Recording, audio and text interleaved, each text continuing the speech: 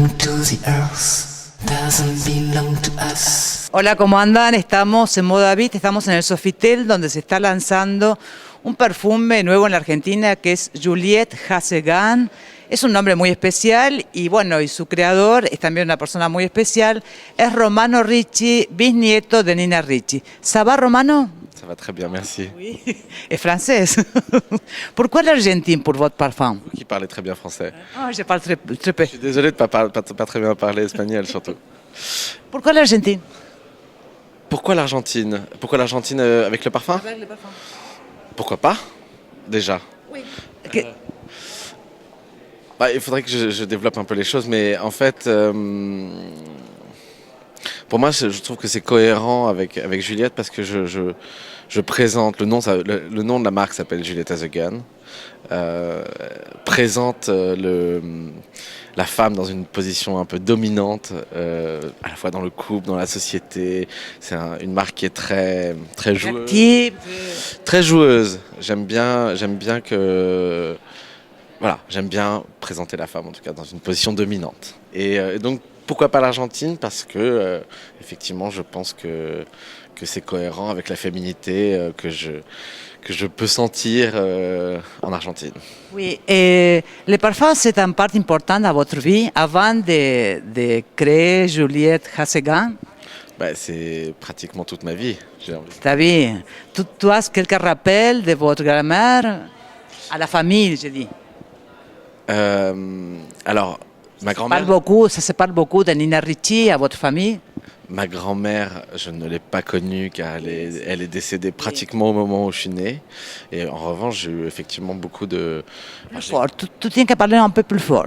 J'ai grandi... Vous m'entendez pas là? Oui, non, mais pour les microphones. D'accord. J'ai grandi effectivement complètement dans la famille Nina Ricci. J'ai grandi à 100 mètres de l'usine. Mais mon père travaillait là-bas, mon grand-père. C'est vraiment une société familiale dans laquelle j'ai grandi.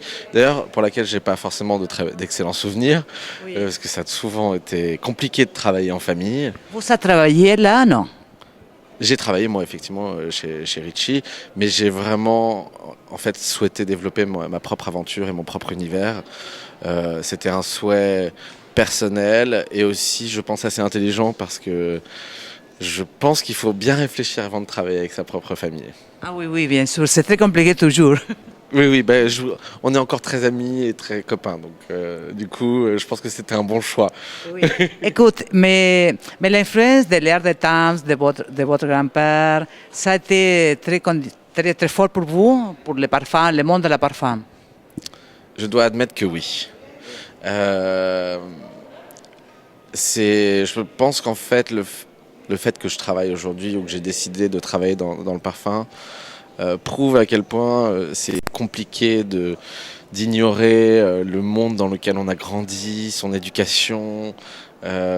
Oui, je suis attentif aux odeurs en particulier. Je pense que voilà, d'autres familles qui sont issues de la musique vont être attentifs plus à la musique, au son. Voilà, moi effectivement, c'est clairement ma vie, c'est dans les odeurs. C'est presque génétique. Je sais pas comment ça fonctionne. Je pense que l'éducation a quand même une grande part dans ces directions. Mais peut-être qu'il y a une partie génétique aussi. Effectivement, après il y a des sensibilités qui se développent. Je pense que ça a aussi beaucoup à voir avec la manière dont vous grandissez, dans quel univers vous grandissez. Oui, et vous connaissez beaucoup de les procès de parfum.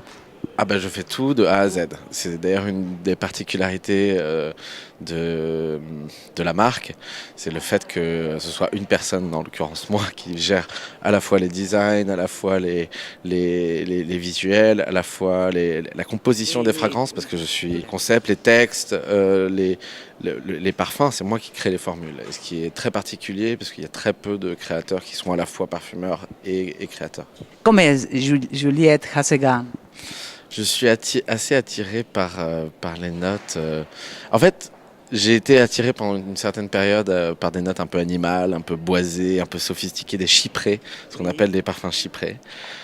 Et dernièrement, j'ai été plus attiré par des notes un peu plus légères. qui sentait le propre, qui sentait quelque chose de floral, mais disons... Fraîche. J'aime pas beaucoup les notes fruitées.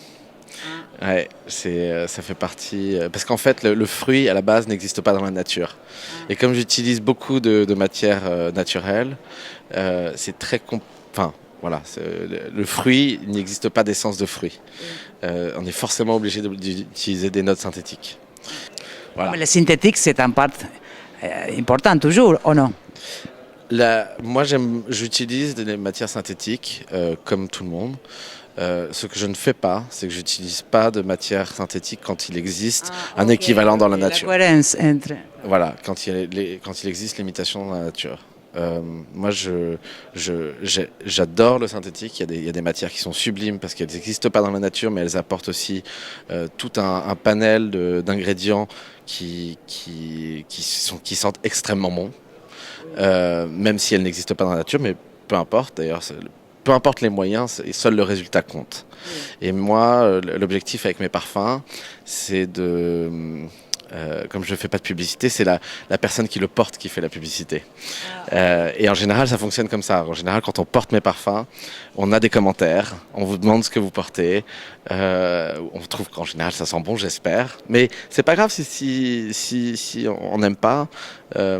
L'essentiel, c'est qu'il y a une réaction, qu'au moins on vous pose des questions. Parce que c'est l'indifférence que je trouve la pire. Voilà. Okay. La femme tient qu'être toujours parfumée ou il y a des moments que oui et des moments que non? Je pense que la femme doit toujours être cohérente entre son parfum et la manière dont elle s'habille. Et moi, je pense qu'il y a des odeurs pour toutes les attitudes ou pour tous les moments. Mais on n'est pas obligé toujours de porter un parfum sophistiqué. On peut aussi porter quelque chose de plus léger, de plus musqué, de plus transparent.